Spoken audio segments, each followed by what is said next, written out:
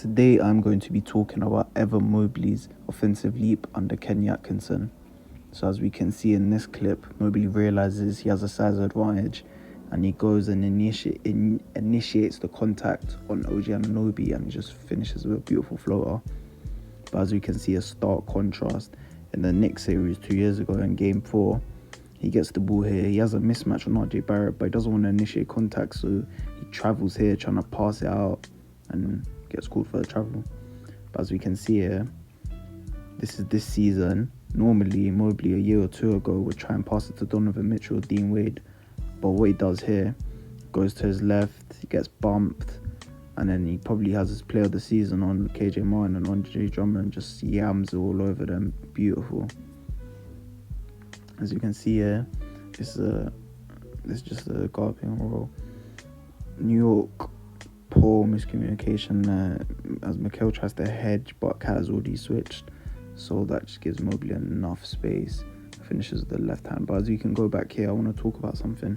We see this a lot this season. We saw this a lot this season, in a guard and big pick and roll where Jerome, Merrill, Strus, Garland and Mitchell sometimes, or any of the other sort of smaller players would set a pick for Mobley and it just got him enough space for the layup or the dunk or whatever. But as we can see here in the same game as the RJ Barrett clip, Mobley gets the ball but he doesn't want to initiate contact with Randall. So again, as a result of that sort of unconfidence, maybe he doesn't want to initiate contact and he gets called for a travel because of it. But as you can see here, again, another guard and big pick and roll. Just that D-cell is just too much for Naz Reid. Beautiful. As you can see here, Mobley uses his 3-point gravity, gets himself a step on Kessler, but Kessler recovers well. But Mobley, that's just a great move. As you can see here, Mobley off balance a bit, but beautiful spin move with the layup, left-handed layup. As you can see here, Mobley, just such a simple but effective move. He just sort of ball fakes it, and that just sort of gets Hachimura moving one way, and it just gives him, the lane. Much because J-Dub is a great big defender, and he just sort of bullies him. He goes to the spin move to the left. He puts it into his chest, and he just rises above Jalen Williams with a great layup. As we can see here, he does a big-to-big pick and roll, but Claxton does a mistake and gives him enough room, and he pulls up for the three. Bang. As we can see here, some good passing from Cleveland, and what he does, he sees Okongwu, and he just euros. That is lovely from a 7-footer to have that in your arsenal. Just great, honestly.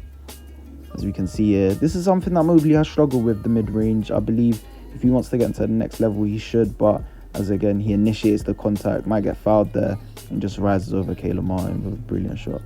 And this is something that we didn't see from Mobley 2 years ago, again, initiating contact against big men. We saw that with Randall a few clips ago, where he didn't want to initiate contact and he travelled. But what he does, he just bullies Okongwu there and just slams it all over him. As we can see here, this is Mobley again attacking mismatches, which is something that he couldn't do again 2 years ago. Man, just bullying Wagner there. That's beautiful.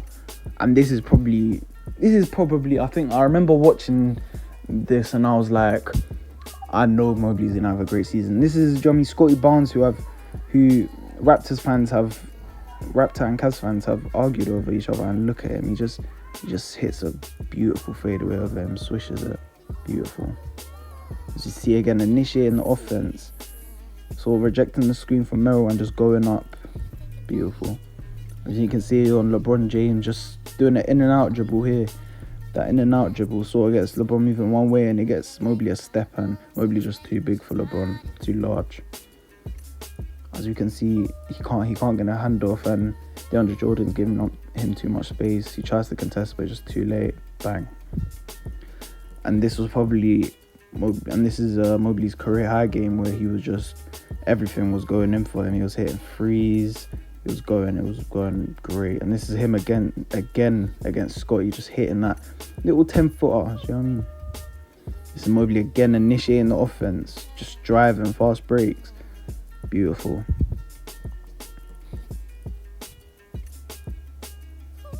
That was beautiful, honestly. Look at that. And this is probably one of the best clips of his season as well, getting the block on the long right there and just taking it. Oof, and then just gets fouled there probably twice and finishes with the left hand, which is something that we've seen him do a lot. So yeah, and that is why I think Evan Mobley will become the top 10 player in the league next season. I'll see you next time.